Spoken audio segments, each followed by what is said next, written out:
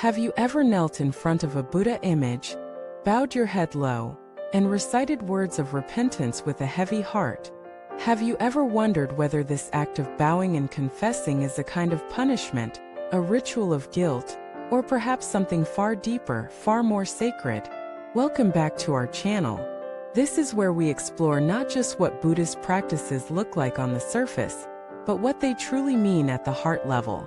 In today's episode, we ask an important question: is repentance, what many see as a burdensome or sorrowful practice, actually a sign of spiritual regression? Or is it in fact one of the greatest blessings you could ever receive? Let us dive in. Many people misunderstand repentance. They associate it with shame, punishment, or self-condemnation. In modern culture, the idea of repenting is often linked with weakness, failure, or moral failure.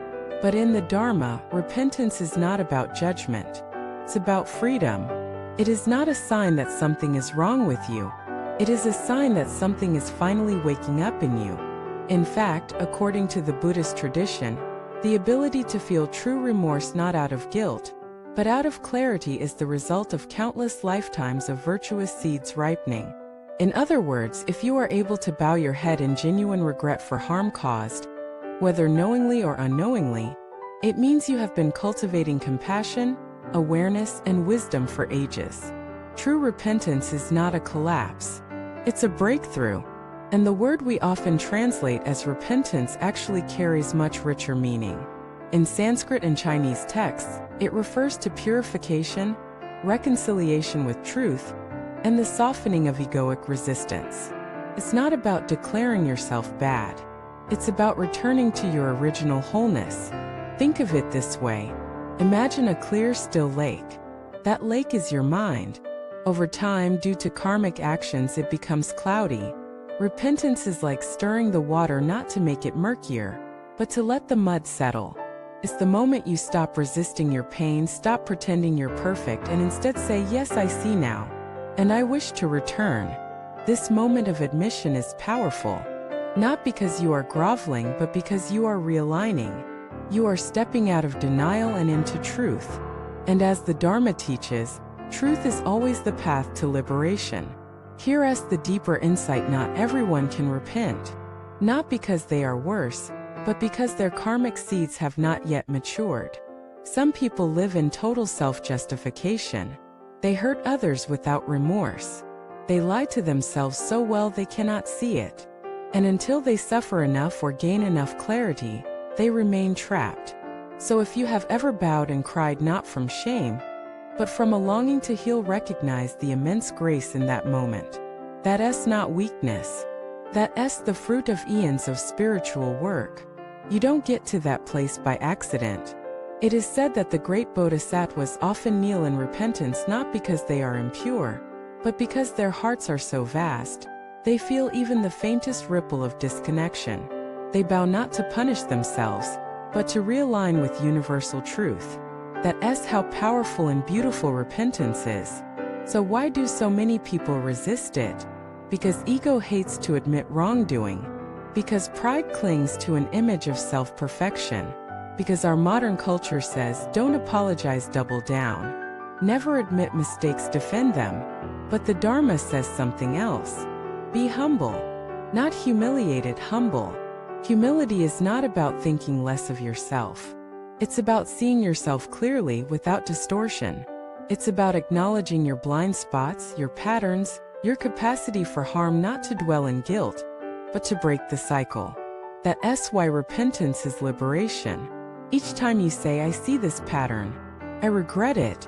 I vow not to repeat it," you're planting a new karmic seed. You're rewriting the story. You're taking responsibility not in a heavy way, but in a holy way. The act of bowing is not submission. It is alignment. When you bow before the Buddha, you are not groveling. You are returning to your original vow. You are remembering who you really are. And in this way, repentance becomes celebration not of your sinfulness, but of your capacity to evolve. There's a beautiful teaching that says, the tears you cry in sincere repentance are collected by the Buddhas and turned into lotus flowers. Think about that. Your sorrow is not wasted. It becomes beauty. It becomes growth. It becomes merit not just for you but for all beings. Because when one person truly repents, the karmic field of the entire world is purified. Your individual act has collective power. Your healing ripples outward. So what does it mean to live a life of ongoing repentance? It means you stay awake. You don't wait for crisis to reflect. You practice daily reconciliation with yourself, with others, with the path. You ask, where have I hardened? Where have I lied? Where have I judged? And then you soften. You speak the truth not to punish but to heal.